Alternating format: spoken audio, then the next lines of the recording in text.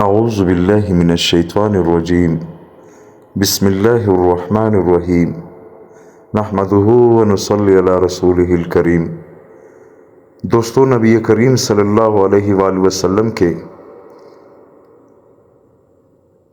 بال مبارک کے ذریعے صحابہ کا مدد طلب کرنا، یعنی نبی کریم صلی اللہ علیہ وآلہ وسلم کے جو بھی اشیاء تھے اس میں اللہ تعالیٰ نے ایسی برکت ڈالی ہوئی تھی کہ اگر اس کا کوئی بھی چیز یا رومال مبارک یا ٹوپی مبارک یا بال مبارک کسی کے پاس ہوتا تو اللہ تعالیٰ اس کا غیبی مدد کرتا۔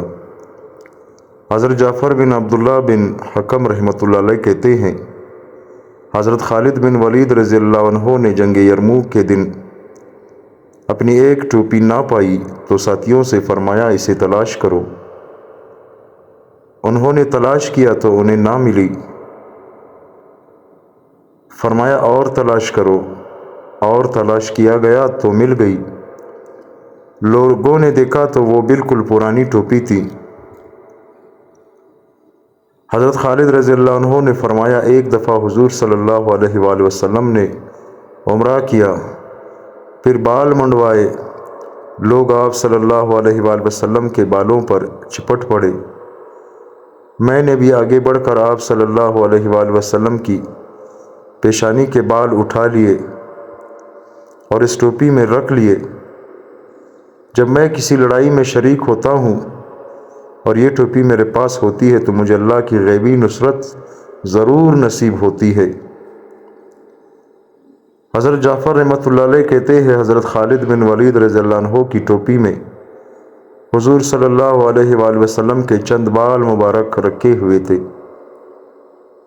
حضرت خالد نے فرمایا، جب بھی میرا کسی لشکر سے مقابلہ ہوتا ہے اور یہ ٹوپی میرے سر پر ہوتی ہے تو مجھے فتح ضرور نصیب ہوتی ہے۔ دوستو، صحابہ کرام کا یہ معمول تھا کہ فضیلت والے اعمال، نیک اعمال جو اللہ تعالیٰ کو پسند ہو، وہ اعمال میں صحابہ ایک دوسرے سے مقابلہ کرتے تھے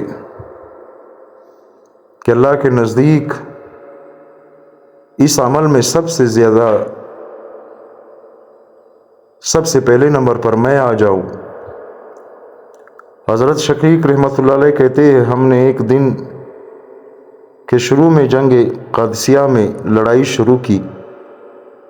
جب ہم واپس آئے تو نماز کا وقت ہو چکا تھا اور مؤذن صاحب زخمی ہو چکے تھے، اس لیے ہر مسلمان یہ چاہنے لگا کہ اذان کی سعادت اسے ہی نصیب ہو، اور اتنا تقاضا بڑھا کہ قریب تھا کہ آپس میں تلواروں سے لڑ پڑے۔ آخر حضرت سعد رضی اللہ عنہ نے ان میں اذان کے لیے قراندازی کی اور ایک آدمی کا نام قرے میں نکلا اور اس نے اذان دی۔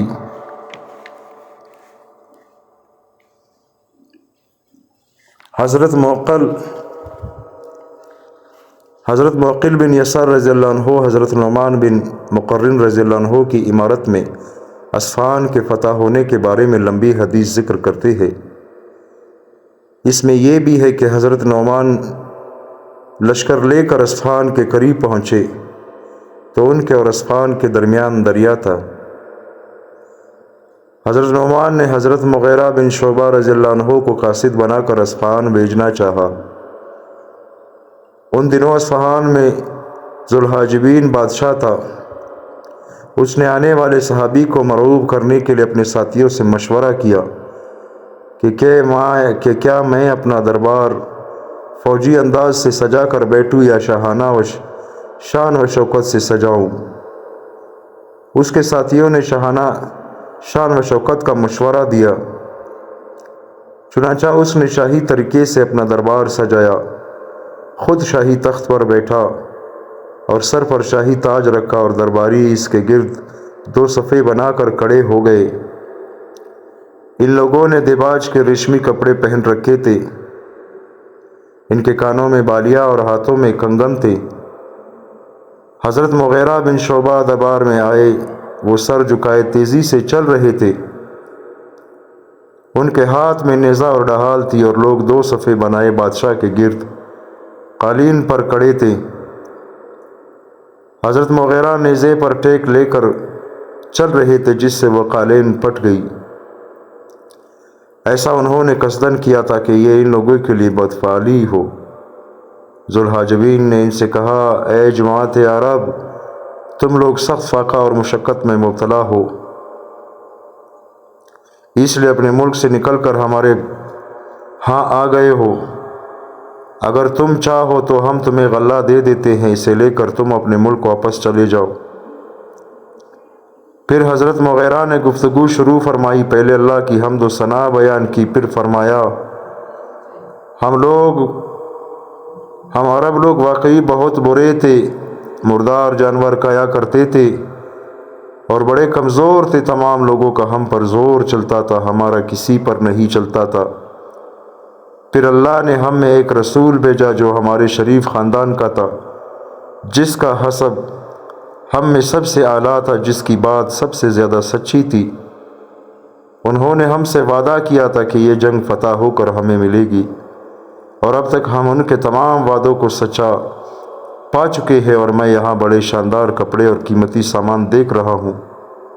مجھے یقین ہے کہ میرے ساتھی انہیں لیے بغیر یہاں سے نہیں جائیں گے۔ حضرت محمد، حضرت طلحہ، حضرت عمرو اور حضرت زیاد رحمۃ اللہ علیہم اپنی اپنی سند میں روایت کرتے ہیں کہ حضرت سعد رضی اللہ عنہ نے آدمی بھیج کر حضرت مغیرہ بن شعبہ رضی اللہ عنہ اور صحابہ کی ایک جماعت کو بلایا اور فرمایا، میں آپ لوگوں کو ان لوگوں رستم وغیرہ کے پاس بھیجنا چاہتا ہوں، اس بارے میں آپ لوگوں کی کیا رائے ہے؟ ان سب حضرات نے کہا، آپ جو حکم فرمائیں گے ہم تابعدار ہیں اور اس پر پکے رہیں گے، یعنی ہم جانے کے لیے تیار ہیں، اور وہاں جا کر جب کوئی ایسا مسئلہ پیش ہوگا جس میں آپ کی طرف سے کوئی فیصلہ نہیں ہوا ہوگا تو ہم اس چیز کے بارے میں غور کریں گے جو زیادہ مناسب اور لوگوں کے لیے زیادہ مفید ہے، اور جو سمجھ میں آئے گا وہ ہم ان لوگوں کو بتائیں گے۔ حضرت سعد نے فرمایا، عقل مند تجربہ کار لوگ ایسے ہی کیا کرتے ہیں، اب آپ لوگ جائیں اور جانے کی تیاری کریں۔ حضرت ربیع بن عامر رضی اللہ عنہ نے کہا، ہم عجمی لوگوں کے اپنے طور طریقے اور آداب ہے، جب ہم سب ان کے پاس جائیں گے تو وہ سمجھیں گے کہ ہم نے ان کا بڑا اہتمام کیا ہے، لہٰذا آپ ان کے پاس ایک سے زیادہ آدمی نہ بھیجیں۔ باقی تمام حضرات نے بھی اس بات میں حضرت ربیع کی تائید کی۔ اس کے بعد حضرت ربیع نے کہا، آپ سب مجھے بھیج دیں۔ اس پر حضرت سعد نے انہیں بھیجنے کا فیصلہ کر دیا۔ چنانچہ حضرت ربیع رستم کے لشکرگاہ میں اس سے ملنے کے لیے روانہ ہوئے۔ پل پر جو سپاہی مقرر تھے انہوں نے حضرت ربیع کو روک لیا اور ان کے آنے کی اطلاع دینے کے لیے آدمی رستم کے پاس بھیجا۔ رستم نے فارس کے بڑے سرداروں سے مشورہ کیا اور یہ سوال کیا کہ ہم کیا صرف اپنی تعداد کی زیادہ ہونے پر فخر کریں یا شاہی اور قیمتی سامان دکھا کر عربوں کا بے حیثیت ہونا ظاہر کرے اور اس طرح انہیں مرعوب کرے۔ سب کا اسی پر اتفاق ہوا کہ شاہی اور قیمتی سامان کا مظاہرہ کیا جائے۔ چنانچہ خزانے سے نکال کر انہوں نے زیب و زینت کا سارا سامان سجا ڈالا اور ہر طرف قیمتی گدے بچھونے اور قالین بچھا دیا اور خزانے میں کوئی چیز نہ رہنے دی۔ رستم کے لیے سونے کا تخت رکھا گیا، اسے پیش قیمت شاندار کپڑے پہنائے گئے اور قیمتی قالین بچھائے گئے اور ایسے تکیے رکھے گئے جو سونے کے تاروں سے بنے ہوئے تھے۔ حضرت ربیع کو پل کے سپاہیوں نے آگے جانے کی اجازت دے دی تو حضرت ربیع نے اپنے گھوڑے پر چل پڑے۔ گھوڑے کے بال زیادہ اور قد چھوٹا تھا۔ ان کے پاس ایک چمکدار تلوار تھی اور اسے پرانے کپڑے میں لپیٹا ہوا تھا، اور ان کے نیزے پر چمڑے کے تسمے بندھے ہوئے تھے، اور ان کے پاس گائے کی کال کی بنی ہوئی ڈھال تھی جس پر روٹی کے مانند گول سرخ چمڑا لگا ہوا تھا۔ اور ان کے ساتھ ان کی کمان اور تیر بھی تھے۔ جب اس شاہی دربار کے قریب پہنچے اور سب سے پہلا بچھا ہوا قالین آ گیا تو ان لوگوں نے ان سے کہا کہ نیچے اتر جائے، لیکن یہ اپنے گھوڑے کو اس قالین پر لے گئے۔ جب وہ پوری طرح قالین پر چڑھ گیا تب یہ اس سے نیچے اترے اور پھر 2 تکیوں کو لے کر انہیں پہاڑا اور گھوڑے کی لگام کی رسی اس میں سے گزار کر گھوڑے کو اس سے باندھ دیا۔ وہ لوگ انہیں ایسا کرنے سے نہ روک سکے۔ حضرت ربیعی دیکھتے سمجھ گئے کہ یہ لوگ اپنی شاہی ٹھاٹ باٹ دکھا کر ہمیں مرعوب کرنا چاہتے ہیں، اس لیے انہوں نے قصداً ایسا کیا تاکہ ان لوگوں کو پتہ چلے کہ انہوں نے اس سب کچھ سے کوئی کوئی اثر نہیں لیا، اور انہوں نے زرہ پہنی ہوئی تھی جو حوض کی طرح لمبی چوڑی تھی، اور اونٹ کے گدے کو بیچ میں سے کاٹ کر بطور قبا کے اسے پہن رکھا تھا، اور سن کی رسی سے اسے درمیان سے باندھ رکھا تھا، اور یہ عربوں میں سب سے زیادہ بالوں والے تھے۔ انہوں نے اونٹ کے چمڑے والی لگام سے اپنے بالوں کو باندھا ہوا تھا، اور ان کے سر کے بالوں کی 4 مینڈیاں تھی جو پہاڑی بکری کے سینگوں کی طرح کڑی ہوئی تھی۔ ان لوگوں نے کہا، آپ اپنے ہتھیار اتار کر یہاں رکھ دیں۔ انہوں نے کہا، میں آپ لوگوں کے پاس خود نہیں آیا ہوں جو میں آپ کے کہنے پر اپنے ہتھیار اتار دوں۔ آپ لوگوں نے مجھے بلایا ہے، جیسے میں چاہتا ہوں ویسے مجھے آنے سے کوئی روک نہیں سکتا۔ پھر تو ٹھیک ہے، ورنہ میں واپس چلا جاتا ہوں۔ ان لوگوں نے رستم کو بتایا۔ رستم نے کہا، اسے ایسے ہی آنے دو، وہ ایک ہی تو آدمی ہے۔ ان کے نیزے کے آگے نوکدار تیز پل لگا ہوا تھا۔ وہ چھوٹے چھوٹے قدم رکھ کر اس نیزے پر ٹیک لگا کر چلنے لگے اور یوں قالین اور بچھونے میں سوراخ کرتے جا رہے تھے، اور اس طرح انہوں نے ان کے تمام قالین پاڑ دیے اور خراب کر دیے۔ جب یہ رستم کے قریب پہنچے تو پہرے داروں نے انہیں گھیرے میں لے لیا اور بچھونے میں نیزہ گاڑ کر خود زمین پر بیٹھ گئے۔ ان لوگوں نے کہا، آپ نے ایسا کیوں کیا؟ فرمایا، ہم تمہاری زینت کے اس سامان پر بیٹھنا نہیں چاہتے ہیں۔ پھر رستم نے ان سے بات شروع کی اور کہا، آپ لوگ ملک عرب سے کیوں آئے ہیں؟ فرمایا، اللہ نے ہمیں بھیجا ہے، اور وہی ہمیں یہاں اس لیے لے کر آیا ہے تاکہ ہم جسے وہ چاہے اسے بندوں کی عبادت سے نکال کر اللہ کی عبادت کی طرف، اور دنیا کی تنگی سے نکال کر دنیا کی وسعت کی طرف، اور ظلم والے ادیان سے نکال کر عدل والے دین پر اسلام کی طرف لے آئے۔ اس کے بعد آگے ویسے حدیث ذکر کی ہے جیسے حضرت عمر رضی اللہ عنہ کے زمانہ خلافت میں صحابہ کے دعوت دینے کے باب میں گزر چکی ہے۔ آگے حدیث میں یہ ہے کہ رستم نے اپنی قوم کے سرداروں سے کہا، تمہارا ناس ہو، کپڑوں کو مت دیکھو، سمجھداری، گفتگو اور سیرت کو دیکھو۔ عرب کے لوگ کپڑے اور کھانے کا خاص اہتمام نہیں کرتے، ہاں خاندانی صفات کی بڑی حفاظت کرتے ہیں۔ اس حدیث میں یہ بھی ہے کہ پھر وہ لوگ حضرت ربیعی کے ہتھیاروں پر اعتراض کرنے لگے اور ان کے ہتھیاروں کو معمولی اور گھٹیا بتانے لگے۔ اس پر انہوں نے ان سے کہا، تم اپنی جنگی مہارت مجھے دکھاؤ، میں اپنی تمہیں دکھاتا ہوں۔ یہ کہہ کر چیتڑے میں سے اپنی تلوار باہر نکالی تو وہ آگ کے شعلوں کی طرح چمک رہی تھی۔